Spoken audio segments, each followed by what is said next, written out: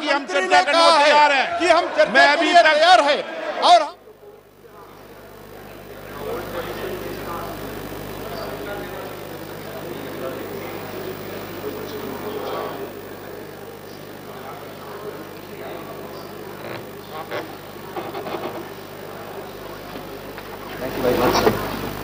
समस्या का समाधान होगा। जिन लोगों के लिए आप चर्चा करना चाहते हैं, जिन मुद्दों के लिए चर्चा करना चाहते हैं, बावजूद भी उस पर चर्चा का समाधान निकलेगा। इनका मनसा क्या है, इनका उद्देश्य क्या है, इनका उद्देश्य दुरुद्देश्य। मैं आपका आग्रह मान रहा हूँ, सिर्फ हमारा जो कार्यवाही है वो बाधित करना चाहते हैं। मैं आपका आग्रह मान रहा हूँ, आपका आग्रह मान रहा हूँ। मैं सरकार भी चर्चा करने को तैयार है। सदन के नेता माननीय राजनाथ सिंह जी भी एक बार आग्रह कर दें।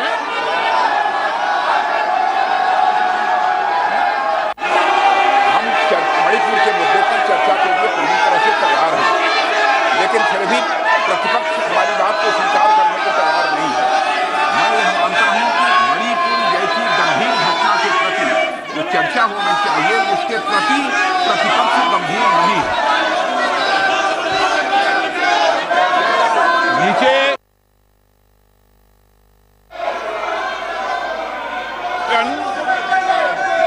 ये सदन चर्चा संवाद के लिए आपको जनता ने पोस्टर लेके देने के लिए नहीं भेजा है। मैं चर्चा कराने के लिए तैयार हूं। पहले प्रश्नकाल होगा, प्रश्नकाल के बाद चर्चा होगी। प्रश्नकाल महत्वपूर्ण है।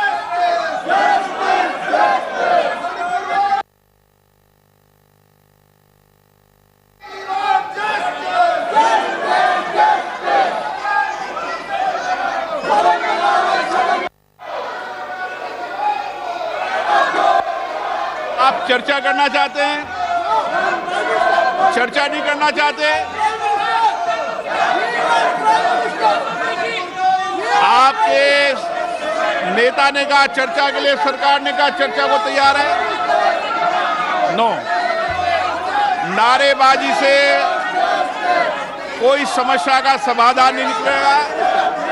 आप जिनके साथ न्याय करना चाहते हैं, चर्चा करें, संवाद करें, अच्छे सुझाव दें। सरकार उन सुझावों के आधार पर काम करेगी। सारा सदन सामूहिकता के साथ मिलकर चर्चा और संवाद से जो समस्या का समाधान होगा, सरकार उस पर लागू करेगी।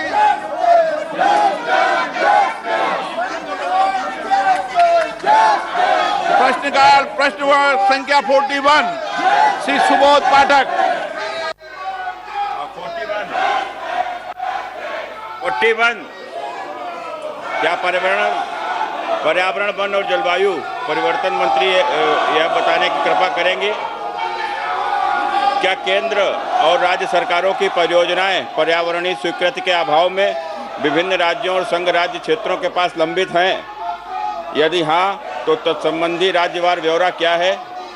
उत्तर प्रदेश और बिहार की उन परियोजनाओं का ब्यौरा क्या है जो मंत्रालय के विचाराधीन हैं, और इनकी वर्तमान स्थिति क्या है, और मंत्रालय द्वारा इस संबंध में कब तक निर्णय लिए जाने की संभावना है? धन्यवाद। माननीय अध्यक्ष महोदय, कुल मिलाकर के 153 परियोजनाएं लंबित हैं, और उत्तर प्रदेश और बिहार के बारे में जो माननीय सदस्य ने पूछा है, उसका भी उत्तर इस विस्तार के साथ लिखित में दिया गया है।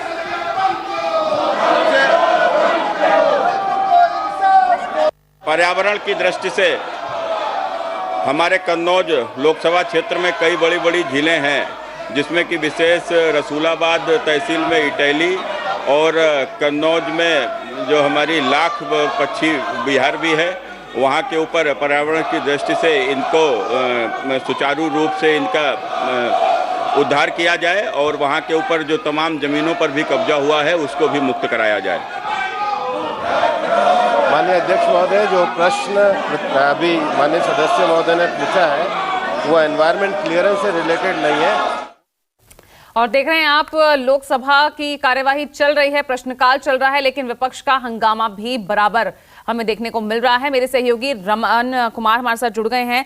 रमन, यहां हम देख रहे हैं कि आज एक बार फिर से वही तस्वीर नजर आ रही है, विपक्ष एक बार फिर हंगामा कर रहा है। लेकिन ये चर्चा होगी कैसे रमन? 176 और 267 इसके बीच अब तक ये पेंच उलझा हुआ है और लगातार सत्ता पक्ष की ओर से यही आरोप लगाया जा रहा है कि ये सिर्फ बहाना है चर्चा का, चर्चा नहीं चाहता विपक्ष।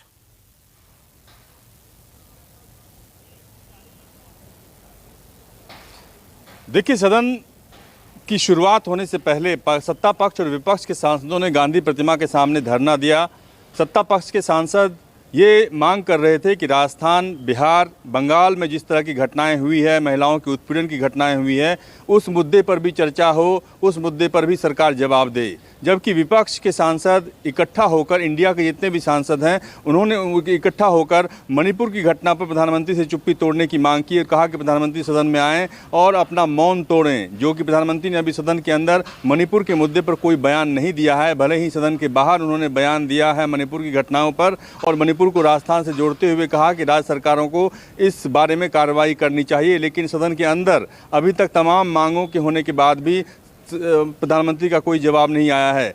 विपक्ष इस बात पर अड़ा हुआ है कि सदन के अंदर प्रधानमंत्री मणिपुर की घटना पर पहले बोलें, उसके बाद चर्चा शुरू हो, नियम 267 के तहत चर्चा शुरू हो, क्योंकि सभी सांसद बोलना चाहते हैं, अलग अलग पार्टियों के सांसद बोलना चाहते हैं। और मणिपुर की घटना सिर्फ देश की घटना नहीं रह गई है, ये विदेशों में भी इसकी चर्चा हो रही है। जिस तरह की वहाँ से विजुअल्स आ रहे हैं, जिस तरह के दृश्य सामने आ रहे हैं, उसके बाद से विपक्ष सरकार पर दबाव बनाने की कोशिश कर रहा है कि मणिपुर की घटना को सेपरेट चर्चा करे, मणिपुर की घटना पर अलग से चर्चा करे। और अगर सरकार को लगता है कि राजस्थान, बिहार या बंगाल में महिला उत्पीड़न की घटना पर भी चर्चा करने की जरूरत हो, तो वो अलग से चर्चा बंगाल, बिहार और राजस्थान की घटना पर करे, लेकिन मणिपुर की घटनाओं पे उसे अलग से चर्चा करने की जरूरत है।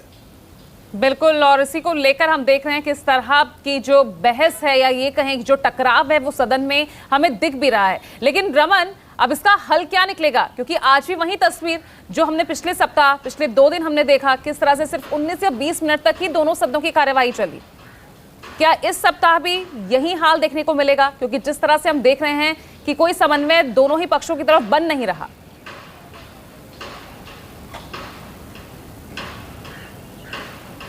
देखिए, जिस तरीके से आपने देखा कि क्वेश्चन आवर शुरू कर दिया गया है और लोकसभा स्पीकर की तरफ से बार बार ये दलील दी जाती रही है कि क्वेश्चन आवर या प्रश्नकाल जो है उसमें सभी सांसद जो सवाल पूछना चाहते हैं उनकी भूमिका होनी चाहिए, उनको उनके सवाल का जवाब मिलना चाहिए। और प्रश्नकाल के बाद जब लोकसभा स्पीकर जो उनका स्थगन प्रस्ताव है उस स्थगन प्रस्ताव पर अपनी रूलिंग देंगे, उसके बाद ही विपक्ष कोई मांग उठा सकता है। लेकिन विपक्ष लगातार ये कह रहा है कि चर्चा को विराम देते हुए मणिपुर की घटना पर बातचीत शुरू हो जाए, मणिपुर की घटना पर सरकार चर्चा करने का प्रस्ताव रखे और तमाम विपक्ष के सांसद इस घटना पर चर्चा करें और जो भूमिका है वहाँ पे राज्य सरकार की भूमिका है उसके ऊपर चर्चा हो, पुलिस की भूमिका है उसके ऊपर चर्चा हो, और जो लगातार एक वैमनस्य की भावनाएं लगातार बढ़ती जा रही है मणिपुर में, उस वैमनस्य की भावना को कैसे खत्म किया जाए इस पर चर्चा हो।